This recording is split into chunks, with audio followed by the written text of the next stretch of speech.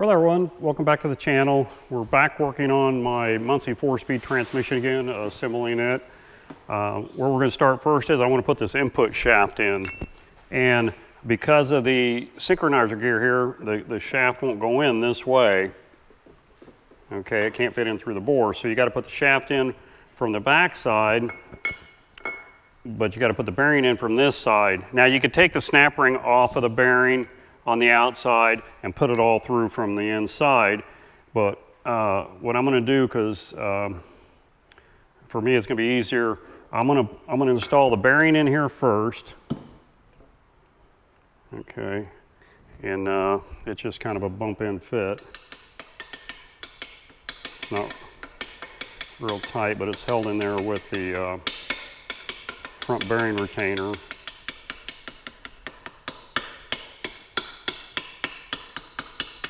Okay, that's down in there. Then I'm going to take the front bearing retainer, and I'm just going to put the bolts in it now just to kind of hold that bearing in place, because I want to drive that shaft in from the inside, from inside the housing. I don't want to be driving that bearing back out of that plate. So I'm going to put it in place there first. Okay, I'm just putting the bolts in temporarily, just hold it in there until I drive the shaft through, because I'll have to pull this back off to put the nut, the retaining nut, back onto the input shaft. Okay, so I'm going to slide the shaft in from the back side.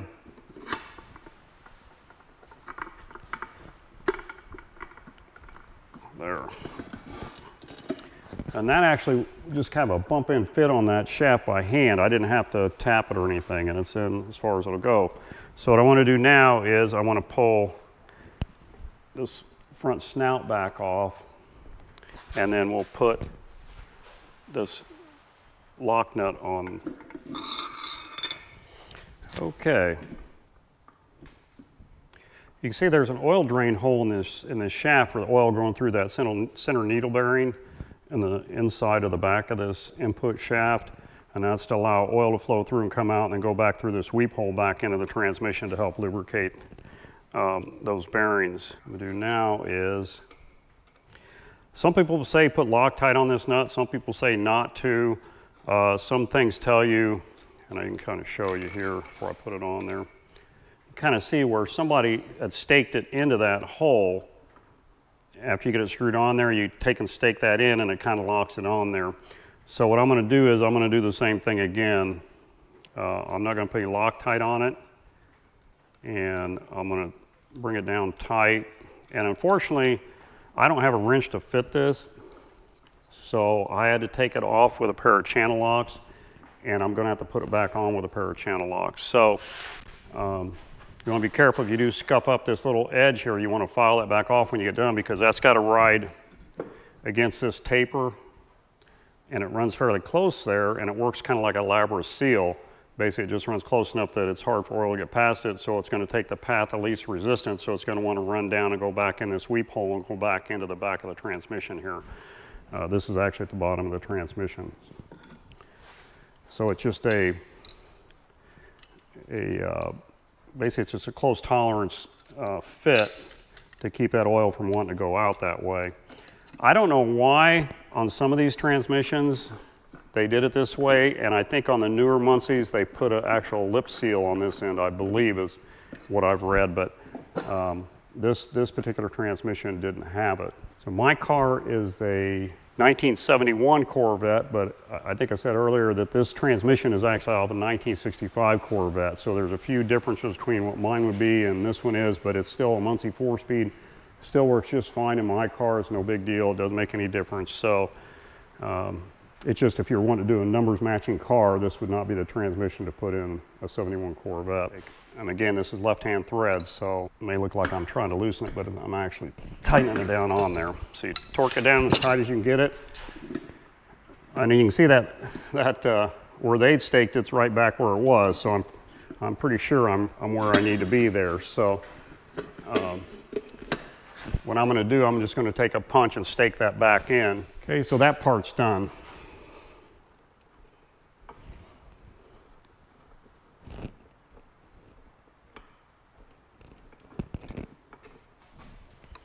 And what I did, I've got this sitting on the bell housing because that input shaft is going to stick out when I flip it over. It's going to stick out into the bell housing and it'll help me support the main transmission housing. But because the input shaft sticks down further than the bottom of the bell housing, I got it setting up on some 2x4s and 2x6s to get it up high enough so that the end of the shaft here won't hit the table when I go to put the input shaft, the main shaft in it. So let me get set up and we'll get that going. Okay, so we've got the housing flipped over, sitting on the bell housing. What I have to put in now is I don't know if you call it secondary shaft for the reverse, but it's a little short shaft that goes in here. There's a gear and a thrust washer goes here. So what I'm going to do is I'm going to take the thrust washer and just put a little bit of grease on it to kind of hold it in place and help lubricate a little bit till, you know, I get some oil splashing around in here. And it's got a little key on it, and if you can see down in that, on that flat surface, there's a little notch, and so that goes like this.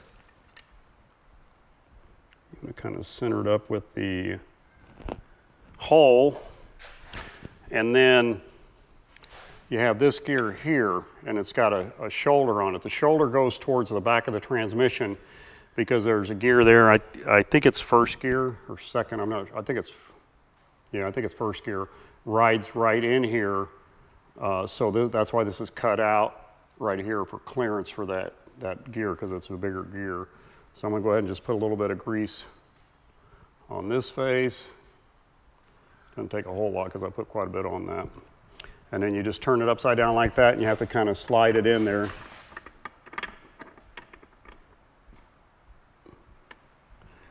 And then make sure, move that washer a little bit, so I got to center it back up with the hole so much I have to go down in there. And then you have this gear assembly and this shaft here. So what I need to do is, I've got this thrust washer and it's got to go on this surface right here. So I'm going to go ahead and put a little bit of grease on that. A little bit of grease in there that's got steel back bronze bearings in the gear shaft there. Put a little bit of grease on that. Then I'm just going to put it back together like that. You can see the thrust washer sitting on there. And then what I'm going to do is I'm just going to drop it. Let me tilt this up a little bit. I'm just going to drop it back down here into that gear. It's got a spline and it'll go down.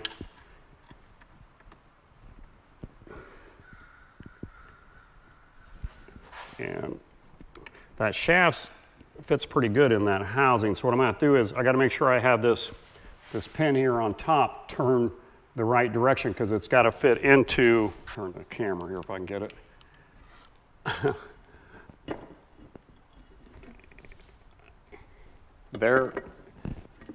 There is where the other end of that shaft goes in, and that roll pin goes into this slot here. This is a tail shaft assembly. So I got to make sure that is sitting straight up and down with the transmission, so it goes into that slot. I think it goes right like that. I might have to turn a little bit more one way or another when I go to put the tail housing on, but we'll see. So now I should be ready to drop that main shaft in down here, but I have to put these needle bearings down in this, down inside of this gear. I got to put those needle bearings, that little cage down in here, kind of like what I did with this counter shaft. Okay, so what I did, I put the rollers in this cage. You have to put them in from the outside. You can't put them in through the inside. They won't go through the little holes, so that'll hold them in place, I hope, while I put this down in here. And then once it's down in there, they really can't go anywhere because they can't go in because of that ring, and they can't come out because of the gear itself. So now we're ready for the main shaft assembly. Okay, I put the final drive shaft in there, I don't know what they call that, the main shaft. And after I got it all put in place, I looked over and realized I forgot to turn my camera on. So I'm not gonna pull it back out. It's a real pain to get in and out. I've got a bad shoulder. It's a real pain to lift that up out of there and back in. So I'm just gonna explain to you what I did. As you can see here, this shifting collar here for third, fourth gear, it was pushed all the way up here. You gotta push it down to where it's almost coming off these three keys that locate it. And if it does that, those keys will pop out of there and you got to put them back in. They're kind of spring loaded. And But you have to have that down because you need this clearance here when you go to slide it down to clear this gear back in here. And then it just drops right in place once everything clears. And I want to pull this back up now and see what that looks like where that synchronizer is and make sure it landed in the right spot where it needs to. Right now I've got it engaged in fourth gear and reverse, so the transmission's locked up right now. So if I pull this out like that, then I can spin it because now it's just in fourth gear. It's not in reverse anymore. I pulled the reverse gear off up here. It was down here. So let me see if I can get this collar to come up. I want to make sure that synchronizer should be locked in those little gears. Okay, I think that should work. So the next thing I want to do, I want to put the tail assembly on here. Okay, I don't know what's going on with this camera. I haven't used this GoPro in a long time, and I decided to use this again because it's got a cordless mic and I get a little better audio out of it. But this is the second time I went to videotape this. I put this tail shaft assembly on and I get all done. I go to stop the camera and it's stopped. So I don't know what's going on with it. I'm gonna have to, I hope I got this on video, but anyway, what I did is you have to pull this shaft out as far as it'll go when you disassemble it. You leave it that way. And then when you go to put it back together, you have to get your hand in there, lift that reverse gear up, shove this in so that little yoke goes onto the flange on that gear, and then you can drop it down. I struggled a little bit, it took me a little bit to get it on there, but once you get it, it just drops. And then I double check myself by making sure it's in gear that's neutral, so I can spin this, put this down here.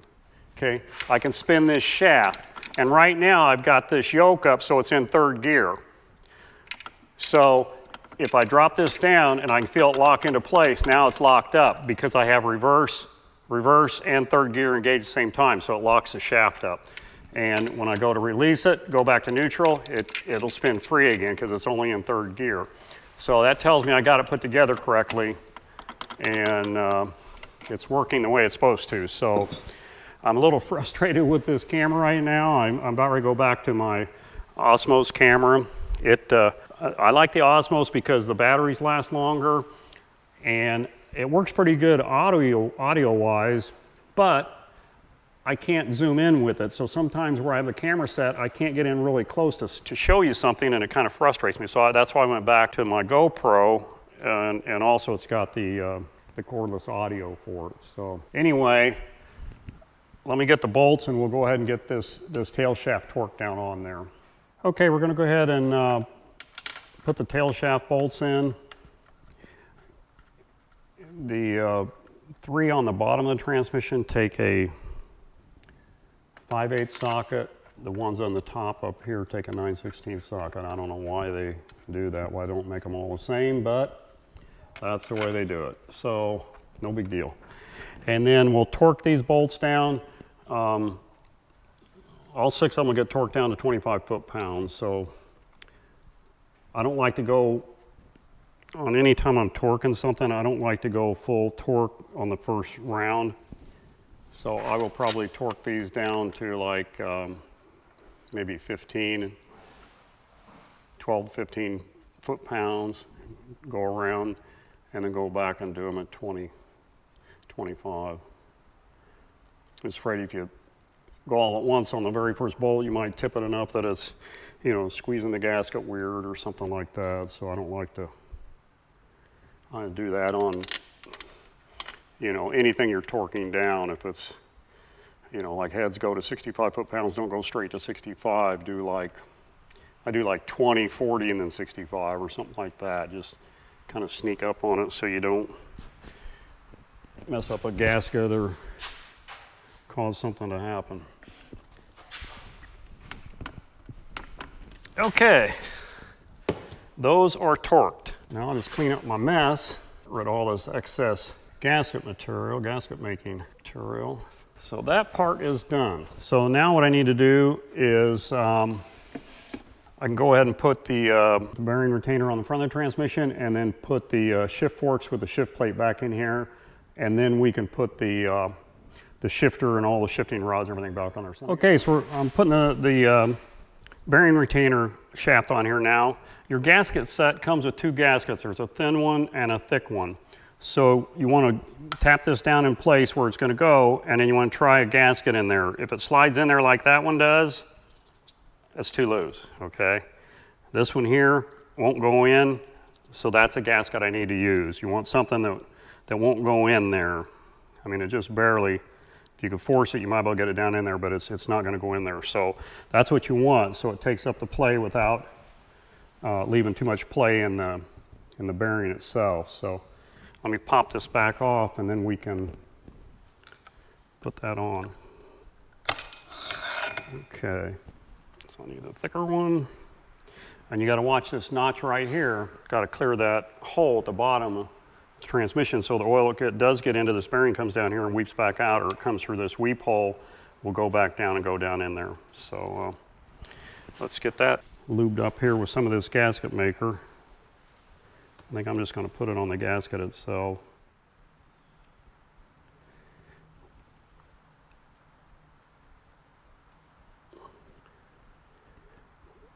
Okay, go like that.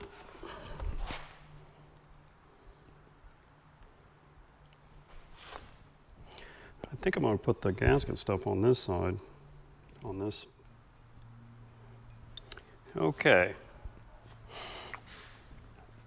Now I'm also going to put this on the threads again on these bolts, because this not only works like a thread locker, but it works like a sealant too. So it will seal those threaded holes so you don't get any seepage out of those. So it does two different things there. And even though it's red, it's not like red Loctite that you have to heat up to break loose if it's done correctly. This stuff will break loose like the blue Loctite. It's not a real strong bond, but it is definitely as good as the blue Loctite, at least from what I've seen. I'm putting new bolts back in here. The old bolts, because this new bearing retainer is just a little bit longer, I was just afraid my old bolts were just a little bit shorter than what I like to go into the threads. So I'm going with just these grade 8 bolts are just a little bit longer. Okay.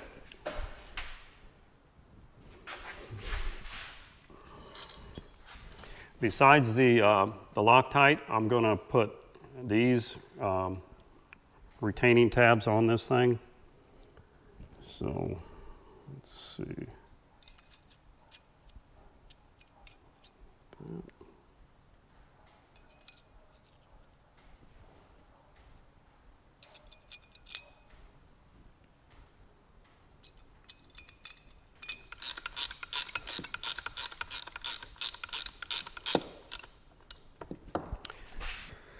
Okay, I'm going to torque these to 25 foot-pounds also.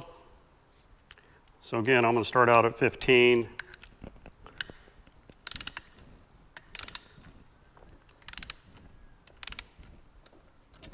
Okay, I think that's it.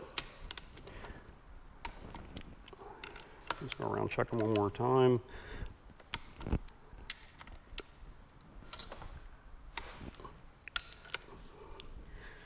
Okay, now I want to bend these ears up on here to keep those from backing off.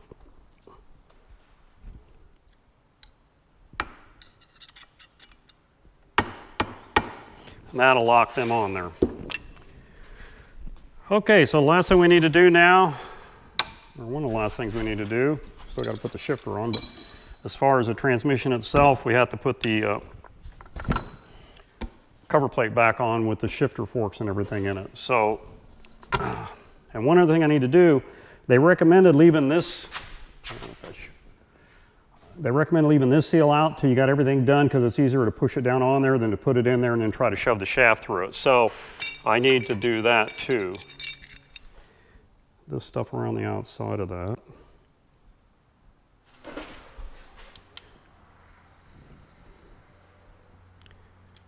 Drop that down in there like that. Okay. I think that will do it. Okay. On this cover, I took these forks off, made sure they were straight. Sometimes they get bent. You want to straighten them back out if they are bent. Mine are pretty flat, so I'm real happy with that. I'm just going to put a little bit of grease on here, put them back on, and then we will put put the shift forks in and be ready to put the cover back on. I'm going to smear a little bit of grease between these plates.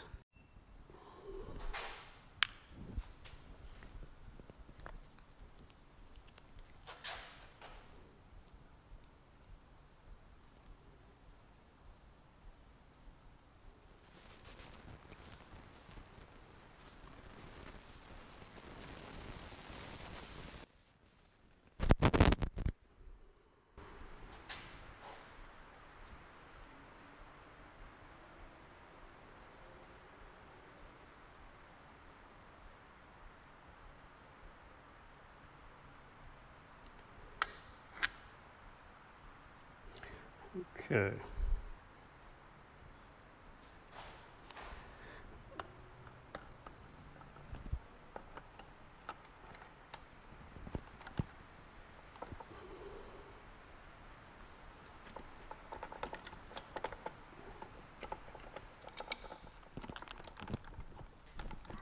There we go.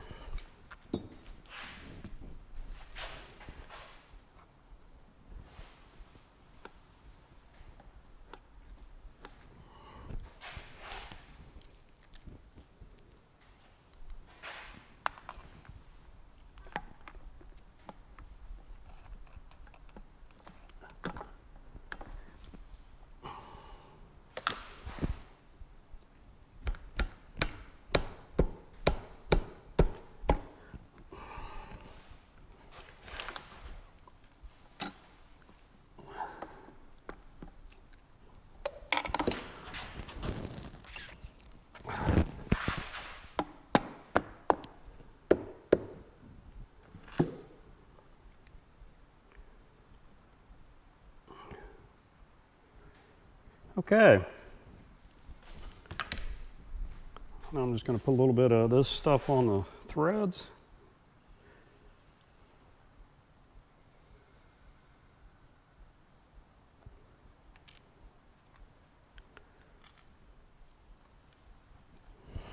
Okay.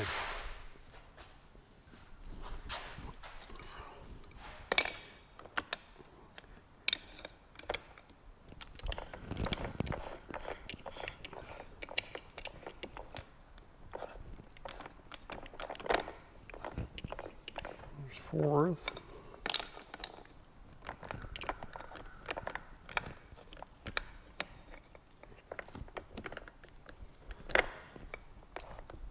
First.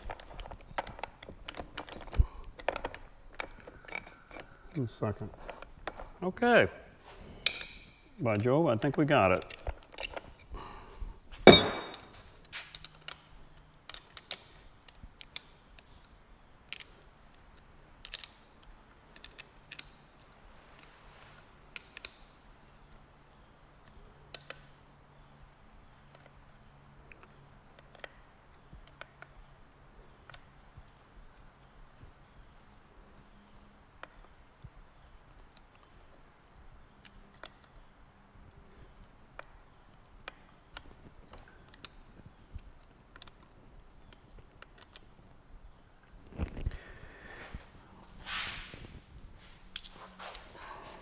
Okay, this torque wrench only starts out at 15, so I'll go 15 and do like I did before, not go all the way to 15, but torque them down a little bit.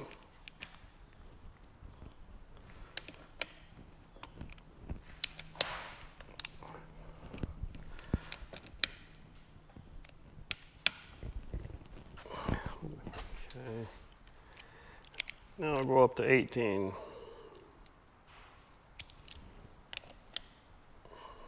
Start in the middle.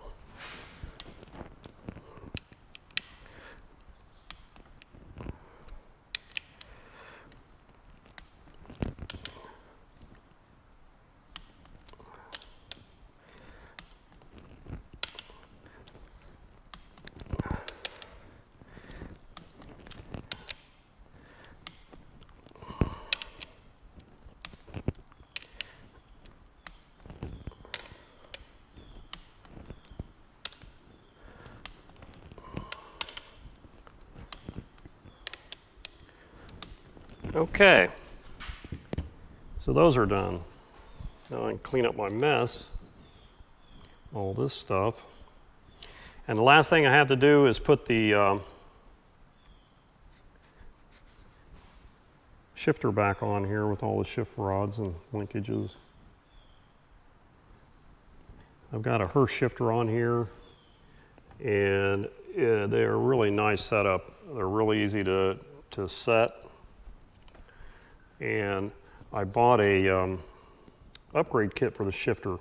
It's got thicker shims in it, things like that. It takes a lot of play out of the factory shifter because they build them a little bit loose at the factory, so sometimes you could have issues with them shifting and getting caught between gears and shifting and getting stuck between gears and everything like that. So I decided to upgrade my brand new shifter that I paid $800 for. I don't remember what that kit was. I'll try to put a link below in the description of where I got it from. It's 5speeds.com is the company, and they sell a lot of transmission parts for different transmissions, Muncie, Saginaw, stuff like that. And they also build transmissions. This guy, the guy that has a company, I mean, he is super smart on these transmissions, and I bought a lot of my parts from him, and I highly recommend getting in contact with him if you need anything transmission related. One thing I just realized, and I just remembered, I forgot to put that tapered pin in here. That keeps this rod from coming back out. So somewhere I have a kit that's got a brand new pin in it. Here it is. I'm glad I thought of that. This is a tapered pin, so the small end goes in from the top and it goes in like that. And you gotta mess around with this rod a little bit to get it to go into the slot. I'm not putting it in there yet. I'm just going to get it ready to go in. There we go. What I'm going to do again, I'm going to put some of this stuff on it so that it doesn't take any chance of leaking anything out. So I'm going to put some down in the bottom of the hole like that.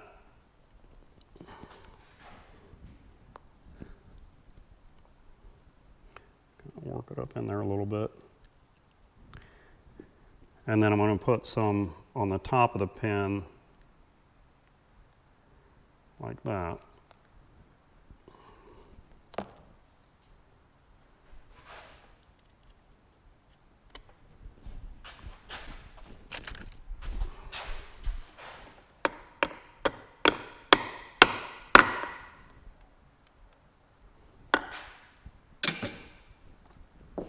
And that should do it. That should keep that from coming out now. And it should allow it. There's reverse, neutral, reverse, neutral, reverse. Yep. And that's neutral. Cool. It works. I clean up a mess here. Sometimes they'll even have you stake that over a little bit once you get it in there, just to keep it from working and coming back out. Somewhere I had a punch here, but I don't see it right now.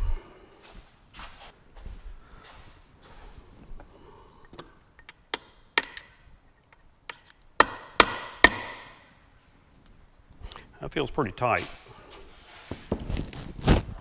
So, all that's left to do now is put the shifter back on here and put my rods back in place, and we'll be ready to reinstall this back in the car.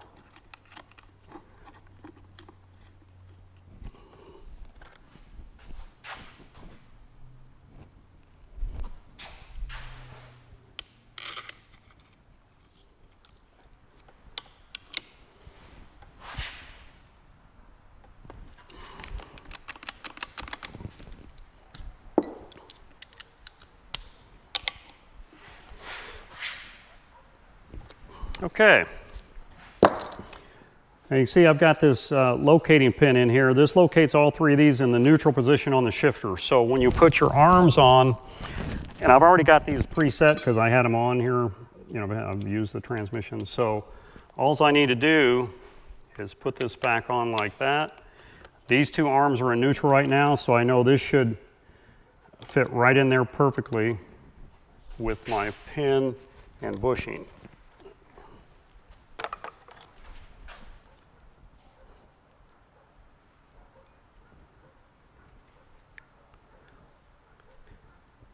And this is something else I got from that guy at 5speeds.com. These are hardened steel bushings that he has made special. You can buy, they're like centered bearing bushings from companies, but they're basically, they're like powdered metal compressed into a bushing. So they're real brittle, they're easy to break. And the factory shifter comes with the white nylon bushings that wear out really fast. So this is the way you want to go whenever you're doing something like this.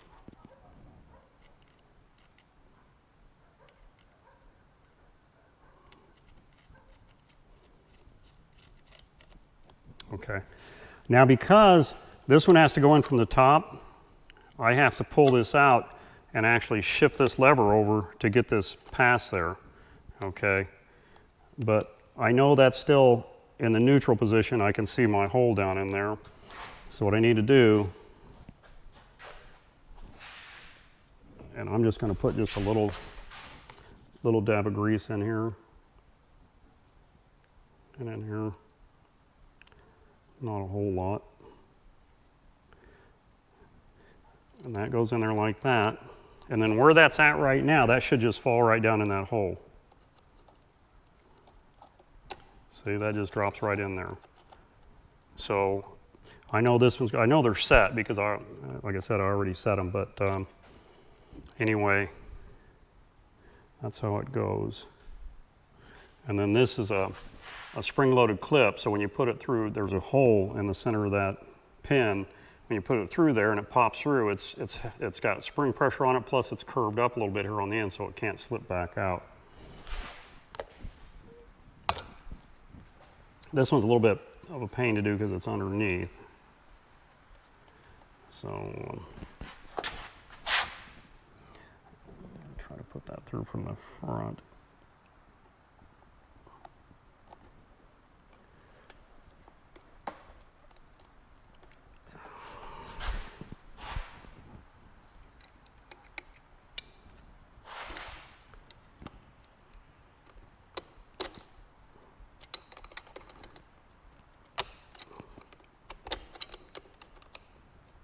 You want to make sure you get it all the way in there. It's all bottomed out, and that this back half is around that shaft, so it can't pop off like that. Okay, now I can shift this back to neutral like that. This is the 3/4. And it just goes right on top like that.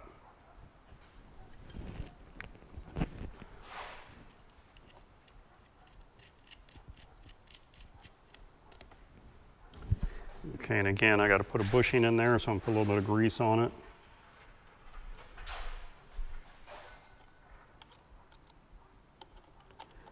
See, that falls right in there. It doesn't bind up or anything, so you know you have it set right. If it bound up, you'd want to turn this, you know, half turn one way or the other until you got it where it fit right in there like that. And then you know you're where it needs to be.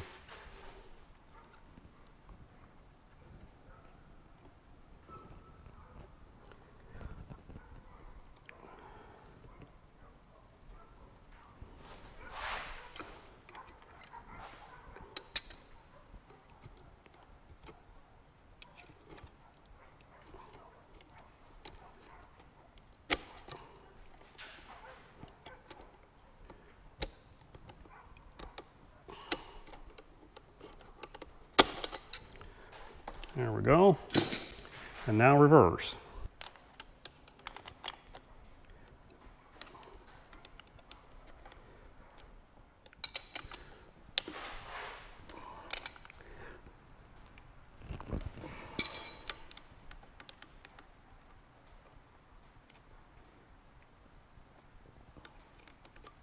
Okay, so it was right the first time. So it goes like that. And this one you can kind of see how the clip goes on. It goes in that hole like that, and then you got to kind of push it down.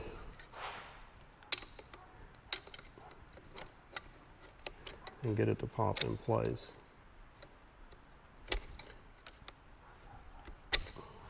Like that. And that should do it. So basically the transmission's done. It's ready to go back in the car. I'm just waiting on my short block now. I'm kind of hoping to get that in the next week or two. I have to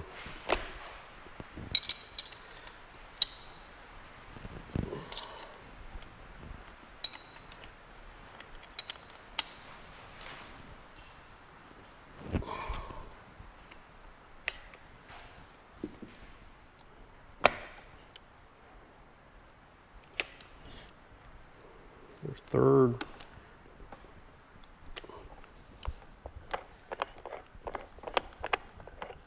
It's kind of hard to do without the shifter on it. I can't get enough leverage on there, but I think that's going to work just fine. It's back the way it was before. And I don't really have any parts left over. The last thing I need to do is I got to put this speedometer gear in here.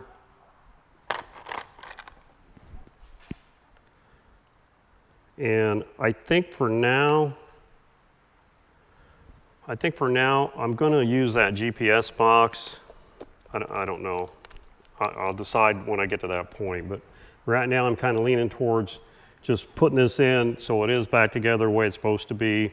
And then using the GPS box the way I've got it hooked up for now. And then if I have issues with that down the road, maybe take and just pull a cable out and just bolt it into here. So I think that's what I'm going to do for now. I'm just going to go ahead and put it together, and I'll worry about what I'm going to do when I get to the point when I put it back in the car. And I've either got to hook the cable to that box or hook the cable to the transmission. So I'm just going to a little bit of grease on this.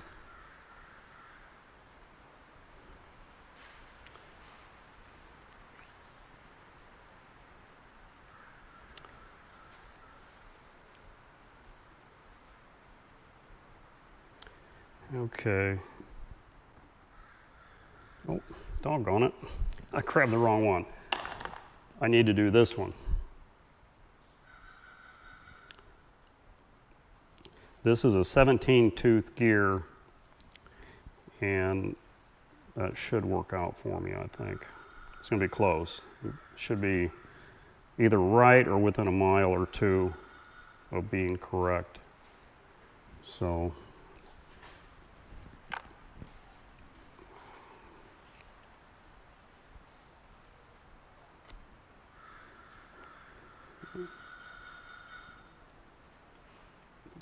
like that. And I'm just sticking this lightly in that because when I took this apart originally, that gear fell down inside the transmission when it was still in the car. And at that time, I wasn't planning on pulling the transmission out. And that turned into a real fiasco trying to get that gear back out of there. I probably spent 2 hours, and I finally, just by sheer luck, it came out. I still can't believe it came out for me.